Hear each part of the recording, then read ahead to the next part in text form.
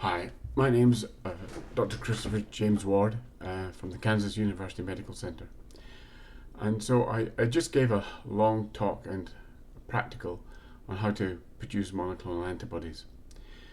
But I want to actually show you what the clones look like as you're doing this protocol. And so what we're going to do is we're going to have a look at some pictures from day 1 through to day 11 to show you what the clones actually look like. Now, one of the major issues I had in making monoclonal antibodies was learning what to expect just after we'd done a fusion.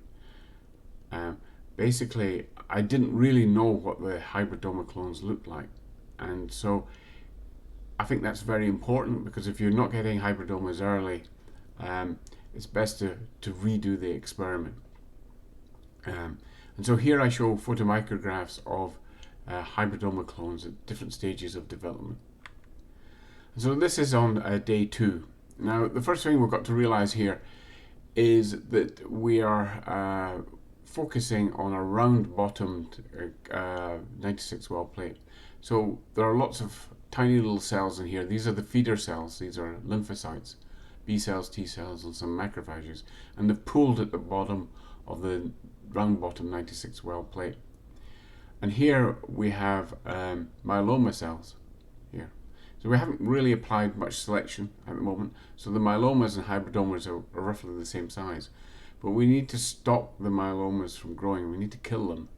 Okay, and so we're by day 4 we've added aminopterin. And as you can see, the aminopterin has killed most of the myeloma cells. There's a lot of debris around here.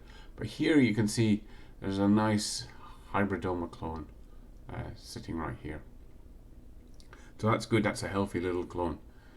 And then by day 7, you've still got your feeder cells are surviving. They still have their HPRT. And here's a rapidly growing hybridoma clone. And as you can see, there's no myelomas left. The FOXNY cells have all died. And then by day 10, here's quite an aggressive hybridoma clone. It's growing very rapidly.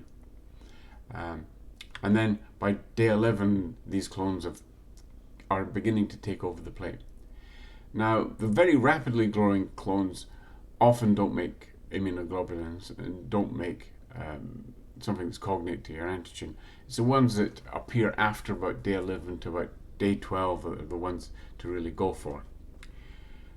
And so that brings me to the end of this little talk, and I hope it gives you some sort of insight as to what the clones look like, because for me that was a very important thing.